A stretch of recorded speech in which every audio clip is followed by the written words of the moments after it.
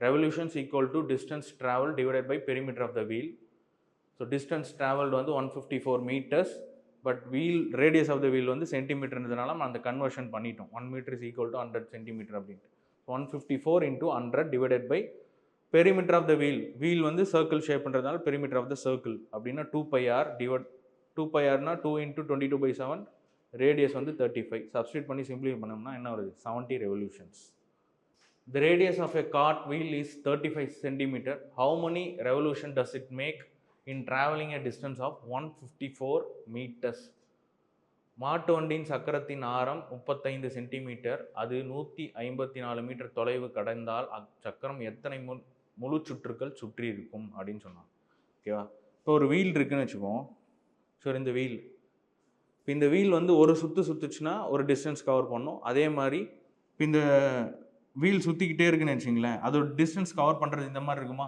இப்போ இந்த டிஸ்டன்ஸ் அது கவர் பண்ணுதுன்னா அப்போ என்ன பண்ணும்? ரொட்டேட் பண்ணிட்டு தான் போகும் இல்லையா? ரொட்டேட் பண்ணுன்னா அப்போ எத்தனை ரொட்டேஷன் ஆகுது அப்படின்றது அந்த கொஸ்டினில் கேட்குறாங்க.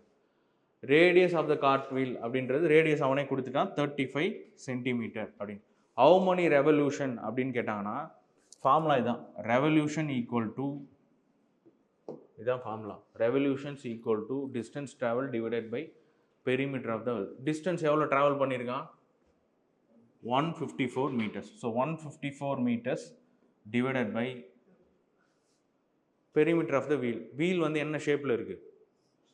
சர்க்கிள். அப்போ perimeter of the circle 2 pi r. So 2 into 22/7 into radius of the wheel வந்து 35. நெக்ஸ்ட் 154 divided by 2 into 22, இங்கே அடித்தோம்னா என்ன வரும்? 5 வந்துடும் இன்ட்டு. இப்போ இங்கே பாருங்கள், இன்னொரு விஷயம் பண்ணணும். சென்டிமீட்டரில் இருக்குது, இது வந்து பார்த்தீங்கன்னா மீட்டரில் இருக்குது. ஸோ கன்வர்ஷன் பண்ணணும். ஓகேவா? So 1 meter is equal to 100 centimeter. அப்போ ஏதாவது ஒன்று ஒரே குவான்டிட்டியில் நீங்கள் கன்வெர்ட் பண்ணிக்கணும். ஸோ நான் மீட்டரில் இருக்கிறத சென்டிமீட்டர் கன்வெர்ட் பண்ணிக்கிறேன். என்னோட இப்போ கன்வெர்ட் பண்ணும்போது என்ன ஆகும்னா 154 meters அப்படின்னும் போது 154 into 100ன்னு வருமா? டிவைடட் பண்ணா 1 meter is equal to 100 centimeter. கீழே வந்து 110 into 2. கரெக்டாக? 22 into 5. இங்கே 11 tablesல அடித்தோம்னா 10 times. 11 tables அடித்தோம்னா என்ன வரும்? 14 times. 10 10 2 5. இப்போ 14 5s are 70. அப்போ எத்தனை ரெவல்யூஷன்ஸு? 70 revolutions.